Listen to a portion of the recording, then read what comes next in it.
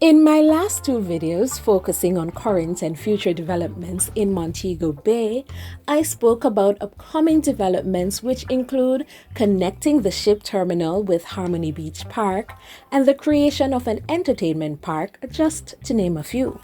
Well, today we are focusing on a development that will extend Montego Bay's tourism product offering even further, an underwater sculpture park in the resort city of Montego Bay, Jamaica, and actually the first of its kind in Jamaica. Smilozone Waste Management Limited, in partnership with the Montego Bay Marine Park, unveiled the first sculpture for the proposed underwater sculpture park.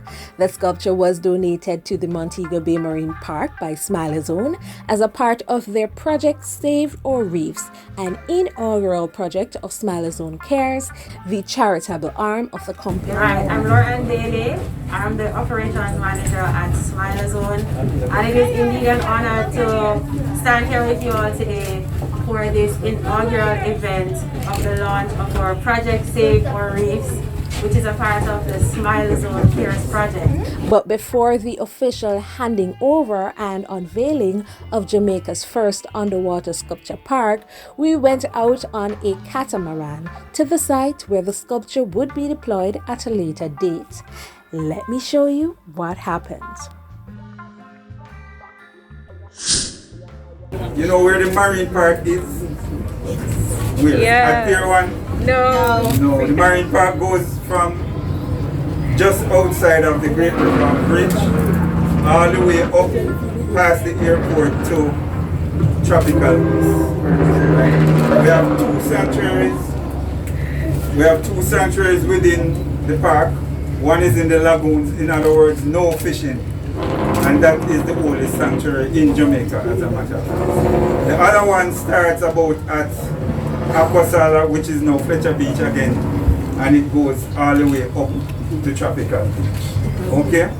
So in that zone, we try to protect the park we have our rangers, you'll see our boat that's following us. So we are like the police at the park. We have a science program which we actually study the reefs and study what's going on in the park, take water samples and so forth. We have a lionfish project that we deal with. We have a mangrove project that we deal with. And we have a large educational and outreach program, this is part of it. Part of the whole mermaid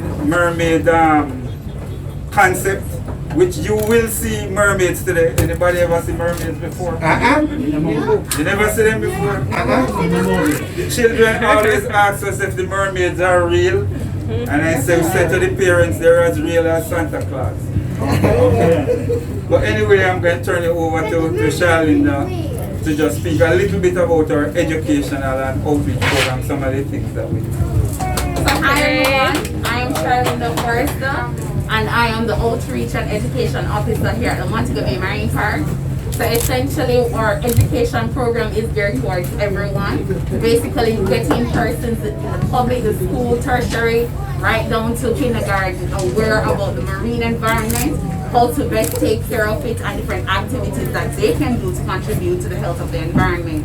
So as Mr. Shim said, our mermaid theme is really to garner awareness, but in a more fun way, especially towards the younger generation. So this is a fun way in which they can engage with the water. They can learn about the reef system, the marine system, the mangrove system, the seagrass system, whatever it is that is pertaining to the marine ecosystem. They will have a chance to learn about it, but in a fun-filled manner. So this sculpture, this entire program is really to get persons involved and definitely a part of it. So we're very grateful for it, and we'll hope for the best and the very successful. This sculpture that we're actually showing you today is just one in many that are to come. And it's actually two sites that we're going to do. We're going to one site today. In other words, we're going to show you where the underwater sculpture park is going to be, one of the sites. It's not the only sculpture park in the world. There are many. If you Google it, you'll see them all over. But it's going to be the first one in Jamaica and in Montego Bay. So MoBay again stepping up. Yeah. So I'll tell you a little bit about Smilozone. We are a waste management company, and our vision is to be as sustainable as we can with handling our waste, right? Now, as you would all have known, landfill is a major problem because it is a finite resource. You know, the capacity will end at some point. And so our belief is that let us try and eliminate as much waste as possible that goes in landfill, materials that can be recycled. So that's where our vision is to be a sustainable waste, because waste can be converted. Now, as we look about our operations and the things that we separate, cardboard, plastic, cans, used cooking oil, and then we recently started to separate glass, we realized that, okay, glass has more value.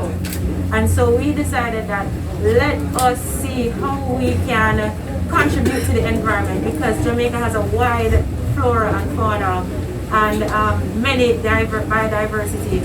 And you know, we do value the marine environment just as we do that on land.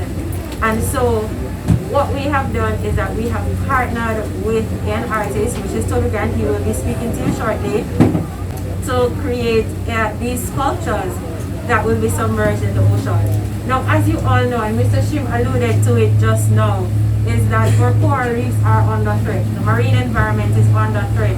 And you will know, you would have heard of the coral reefs being the rainforest of the ocean. They do quite a bit. And there has been lots of negative effects. Actually, there's a recent study done as recent as 2019 where it shows that approximately 85% of the coral reefs in Jamaica are damaged. And guess what? Smilozone is here to help, right? And so we will be doing so with this inaugural underwater sculpture park. Yes, there is going to be an underwater sculpture park, but then we are doing something for Jamaica. We're helping to protect our coral reefs. We're helping to sustain the fishing environment. And what these, and I must add, what these structures will do is that when they're submerged, it will help to form additional structures so the coral reefs can start to grow on them, right? So that's what we're not going to do any damage to the existing reefs, right? The material that is used, the cement and the glass, etc., it has absolutely no negative impact on the environment. So there's only benefit, right? Now it's actually a twofold thing. There's a benefit to the coral reefs, yes. But then, like I mentioned, there's a benefit to the landfill, right? Reducing our carbon footprint on the landfill. In addition to that, we reduce our carbon footprint in other ways, because guess what? If you didn't know, coral reefs, they absorb carbon dioxide, right? And so that's an additional benefit that we will get from this coral reef restoration project. So yes, there is the benefit towards tourism that we will help us to improve or to increase dive tourism in Jamaica. We'll be partnering with Scuba Reef, as you would have realized. You know, highly certified divers. What we'll see is our tourists will come to Jamaica for diving, just like they do at the Bahamas. They'll come to Jamaica not just for the sand, sun, sea, and the culture, but they'll come to see our underwater life. So pretty soon, you have a new activity that you can do to enjoy your own beautiful country, Jamaica. Amen. Thank you. Toby, we welcome you all. Alright, so I'm Toby Grant, Robert Toby Grant. I'm a brand creative environmentalist, and I am very happy to be here today. Alright, so just a quick story. All this environmental thing just didn't start overnight. Alright, so I was my first year at Edna Manley College, save up my money, and guess what? I ran out of money in the space of 1 year. And the only thing I had to create after to finish my final year show was vines and garbage. So I've been a creative environmentalist for the past 14 years back in Edna Manley. And guess what? I always wanted the opportunity to express myself on a big and a large scale. And I just want to say thanks to Smilozone and this initiative, because if it wasn't for them, we would not be here today. Alright? And let me tell you, it's a wonderful partnership. It's been a journey. By the way, we are from St. Thomas, and I just want to share the platform with my brothers, all three of us. So come over here, so. Now, let me tell you this.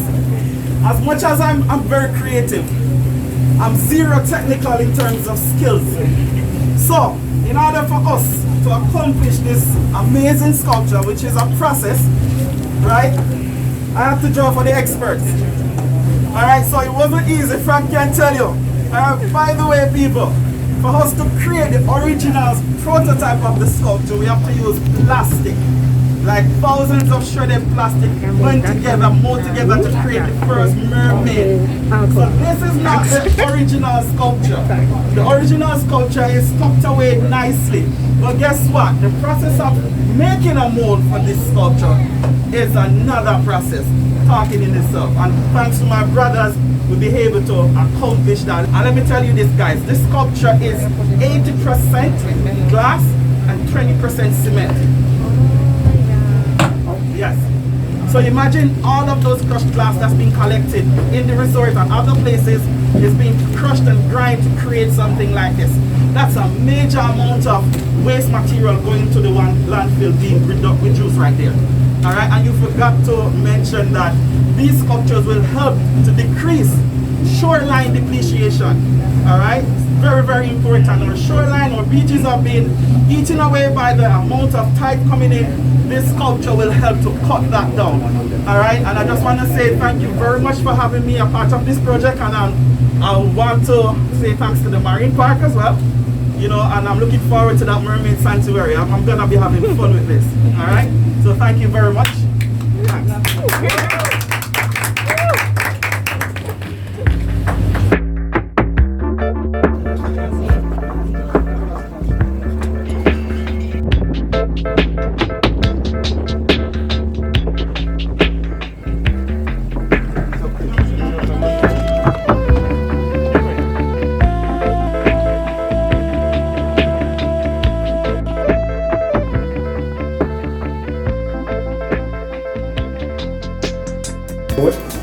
So you can get an idea that what will be happening whenever there is a tour out here or people come out to visit the sculpture park. So you're actually on the site of one of the sculpture parks. The other one is going to be down by Secrets. Good morning, everyone. Morning, everyone. Yeah, man, I'm happy that you guys are sounding happy because today is a happy day. I'd like to first thank the Smilozone team, the Montego Bay Marine Park and Scuba Reef for partnering to get this thing off the ground. I am Dwight Crawford, councillor for the Spring Garden Division and representing the mayor here, who I am a councillor that also has a significant amount of coastline. Many of us understand what happens on land, but many don't understand what happens in the ocean. There is an issue where we're having garbage and a number of things that are washed into the ocean. So when we've now found an initiative that will actually use recycled material which come from the ocean into making it something that is useful to the ocean, is definitely a good way to go. Bringing the awareness to what happens on the ocean bed is very good because a lot of people just see the waterline and they don't understand what's happening in the deep blue. But the fishes that feed us live down there, and the coral reefs are very important to the fishes. So I applaud the team here today. I applaud the team. Please give the team a round of applause, ladies and gentlemen. This is the first of its kind in this region, and I hope that it will get as much support as it needs. Smilozone Waste Management team, big up. Wonderful job. And I see your partner with the Montego Bay Marine Park, which is a very smart thing to do because it's led by Mr. Shim, who has a heart, the biggest heart for the ocean. So guys, I'm here to tell you that the government is happy with this initiative. The St. James Municipal Corporation will be with you. I myself have some ideas because I do have some coastline as well that I have been driving some initiatives for. So I'm looking forward to working with you guys.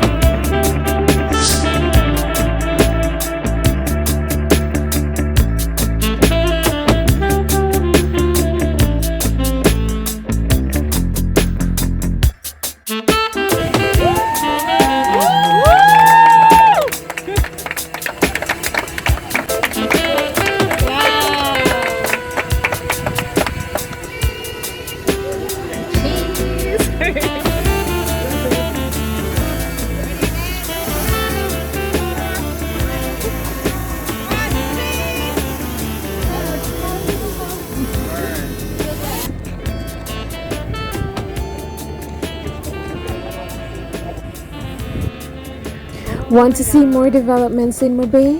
Watch this next video.